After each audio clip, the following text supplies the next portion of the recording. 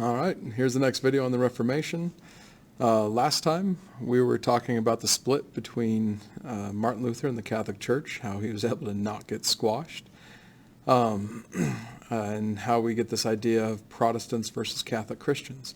Today we're going to be expounding a little bit more on this idea of Protestants versus Catholic Christians, and the idea there's more than just the Lutherans. The Lutheran Church is the first major break-off, and to this day, a lot of Northern Europe is still very Lutheran, but there are more, and I'm going to be going over a couple of the major break-offs aside from just Lutheranism itself. So we'll just move on with that. So, we talked about this one last time as well, with how the German princes and the Peace of Augsburg, and how each German prince could choose which area was supposed to be theirs, essentially. Like I, the Prince of Saxony, choose to be Lutheran, whereas I, the Prince of Bohemia, choose to be Catholic. Anyways, and here are basically some other major reformers that bring in some other thought processes into Christianity that are still pretty major to this day. This isn't all the Protestant religions, of course. Sorry, I'm just going to switch this view so you can see this better.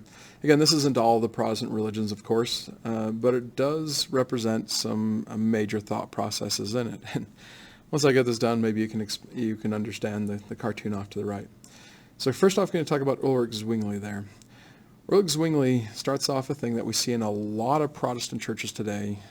I hear this a lot, that you believe in the Bible only. Nothing else, only the Bible. If it's not in the Bible, then you do not take it as truth. That seems pretty normal for most Christian churches. Excuse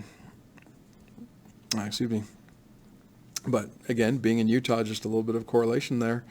With that thought process being in most Protestant churches, that brings up a huge issue between Protestant churches and, say, the Church of Jesus Christ of Latter-day Saints, with the Book of Mormon and the Doctrine and Covenants and other areas of Scripture within the LDS Church that are considered canon or official.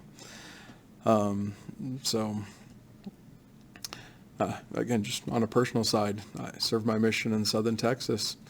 I ran into that a lot myself. Got into a lot of arguments on that one, essentially.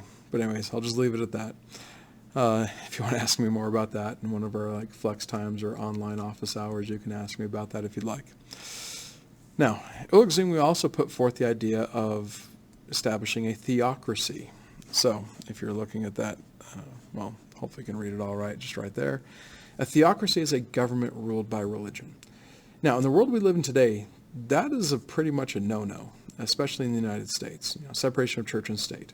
Zwingli thought, no, the church should be in control of the state. If God's going to be running the show, then God should be running the show. And that, I'm not going to get into it, but that causes a lot of things to happen over the last 500 years, and just wars and even and things like that, and understandings of the way life should be, or way governments and should be run and whatnot.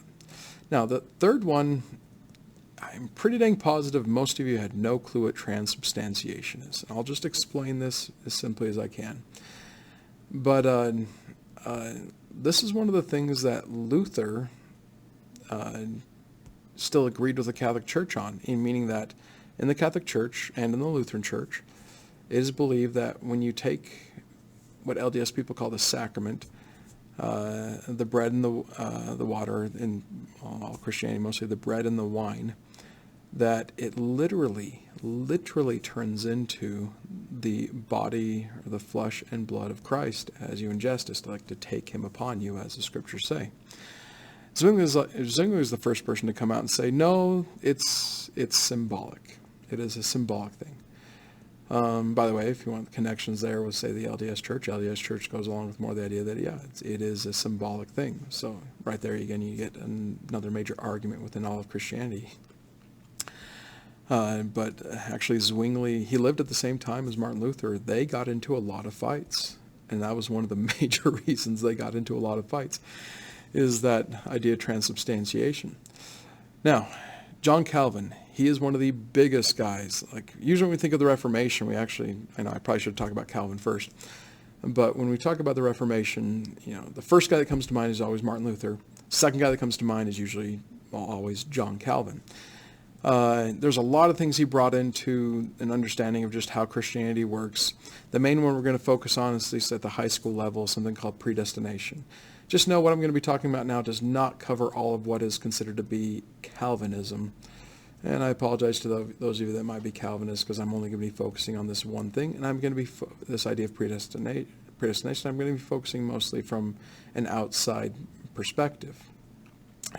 That being said, predestination is a simple idea that, as John Calvin was reading the scriptures, he knows a lot of times, like for instance, both Isaiah and Jeremiah in the Old Testament are told, I chose you before you were born. Like essentially you were saved beforehand in a way. At least that's the way John Calvin was reading it.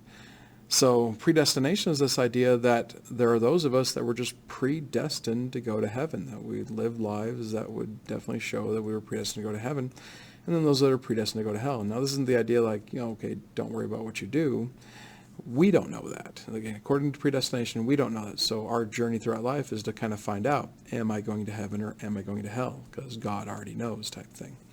And by the way, if you're LDS and you're wondering what the difference between that concept of predestination and foreordination is, and the Calvinist idea of predestination and the LDS idea of foreordination, I'm not going to take that on right now. Most definitely, I do understand the difference there, but I would suggest talking to your ecclesiastical leaders if you are LDS yourself on that one. That would take a little bit of explanation.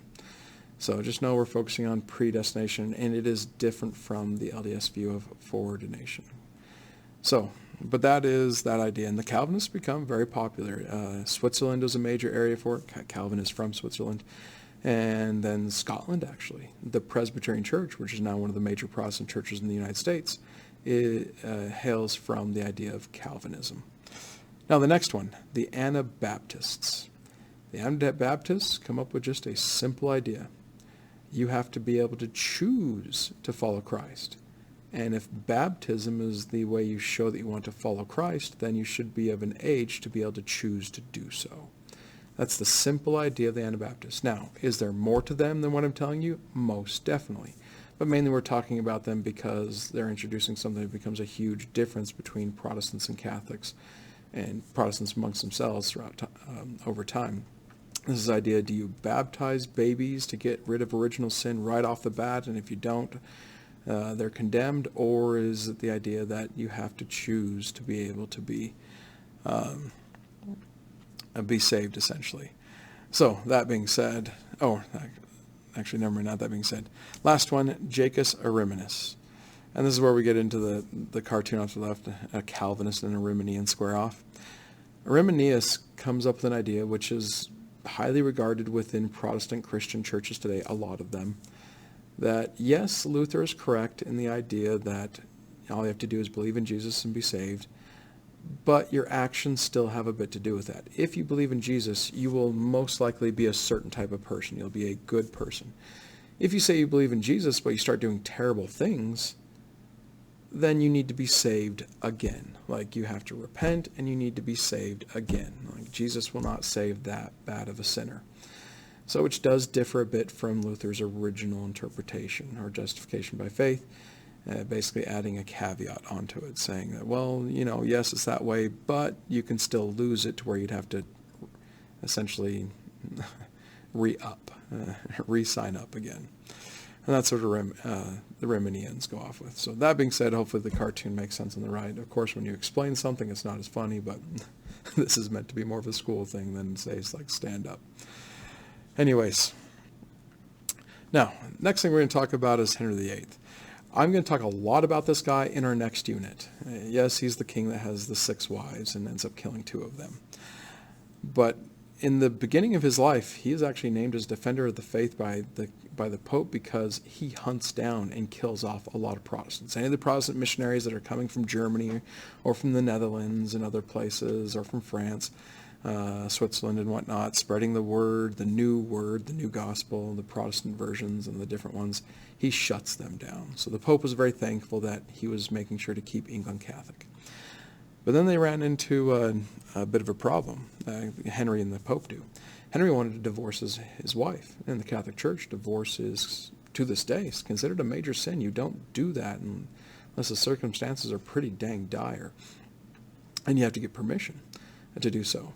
Well, he was married to Catherine of Aragon, essentially a princess from Spain. And the Pope loved this. He loved the idea of Catholic Spain is connected with Catholic England, and together they're going to make sure that the Protestants get run out of town. But he wasn't having a son. Henry really wanted a son. He had a daughter named Mary, who later on becomes known as Bloody Mary, with Catherine, and she's raised Catholic, very Catholic. But he just wants to have a boy, and he blames Catherine. By the way, at this time period, if you fail to have a child, the women were always blamed. The thing is, in this case, most likely it's Henry VIII, who's the impotent one, because he had 6 wives and still had a very hard time having kids, for as much as he tried over decades. Anyways, so once the Pope wouldn't annul his marriage, essentially let him get a divorce, he's like, all right, I'm going to divorce myself because I'm going to start my own church. He just simply started his own church, calls it the Church of England, makes himself the head of the church. And by the way, to this day, Queen Elizabeth II is the head of the Church of England, known as the Anglican Church today. And that was started by Henry VIII. And just to give you a little bit of a map here, it shows you how widespread this is. The reason why I'm showing this really quickly is, not at the time of Henry VIII, but by the 1800s, the British Empire is the biggest empire in the world. So the Anglican Church, the Church of England, is actually a very followed religion. It's not just a church that is in England anymore. Because they spread across the world, you find the Anglican Church everywhere, and there's a lot of them as you're looking on this map. Again, you can pause it if you'd like to keep looking at this, but I'm going to move on. The more important map to look at is this one. This gives you an idea of just how separated and religiously Europe is going. Before Martin Luther, that entire map, at least all the purple stuff, would have just been Catholic purple. You wouldn't have seen all the other things. By the way, you see the light green off to the side. That is the Orthodox Christian Church. I have not talked about them, but that is like the other old church along with the Catholics that are just as old as the Catholic Church is, but we're not dealing with them at the moment. I apologize. A lot of it's taken over by the Ottoman Empire, by the way, which is a Muslim empire. But if you look at this map, notice all the dark purple is areas where Luther's ideas and Lutheran Church really comes into it. By the way, even in places like Denmark and Norway and Sweden today, if you ask someone there, do you go to church? And they say, well, I'm a member of the church. They just assume that they're talking about the Lutheran Church. If you belong to a different church, they would say something else. And then you also notice the Anglican Church there in England in yellow, and then Calvinism everywhere. And if you're wondering if this starts up a lot of fights, yes, it does. It starts up a lot of fights, many of which we're going to be talking about next unit. Basically, religion and politics mix, and a lot of wars come about because of this. In fact, these wars really don't stop on a religious sense all the way up until almost the 1800s. Anyways, with that, I'm going to end this video now. We'll have one more video on the Reformation, that'll be it, and it'll be talking about the Counter-Reformation, basically what the Catholic Church starts to do to just stop having all this stuff happen, trying to get their foundation back in place. Anyways, I will see you guys in the next one.